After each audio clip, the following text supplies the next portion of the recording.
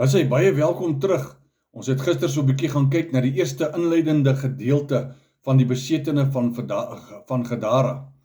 En dan kan ons sien wat het Jesus gekry toe hy by die grafte kom, by die Gadara streek kom.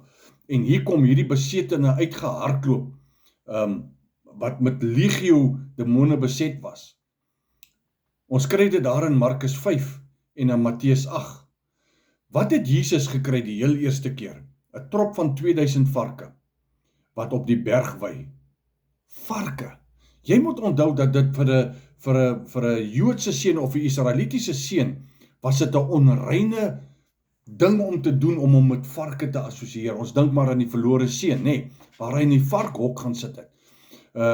Dis die toppunt van onreinheid, en ons kan dit lees daar in Levitikus 11. Dit wat eeue gelede begin het, as 'n keuse, omdat hulle gekyk het na goeie veiding vir hulle vee, en 'n verkeerde besluit gemaak het, ongehoorsaam was aan God se stem, het aan die nageslag geëindig by die boer van onreine varke.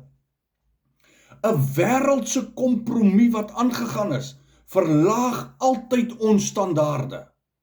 Ons durf nie ons standaard verlaag as gevolg van goed wat ons sien. Dit lyk beter, dit lyk goed nie. Ons word gelei deur die Heilige Gees. Dit is baie belangrik. Jesus vind hierdie man wat besete was deur hierdie demone. Kyk na die verskil. Die voorvaders van hierdie man wat in die grafte gebly het, was helde met leeugesigte.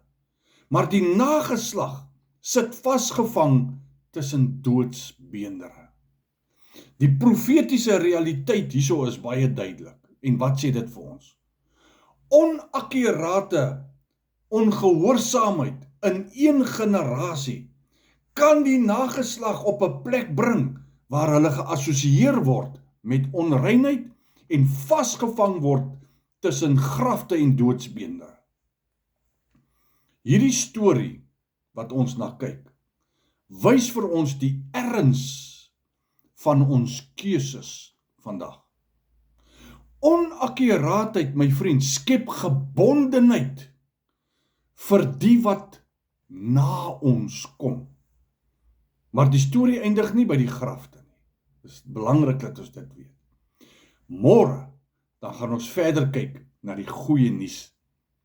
Hoe die seun van Dawid oor die meer gestap het, om hierdie vloek, wat hierdie persoon oor hulle, as gevolg van sy ongehoorsaamheid en sy voorsate oor hulle gebring het, hoe Jesus dit verbreek het. Moet nie môre sy episode mis nie. Sien jou dan.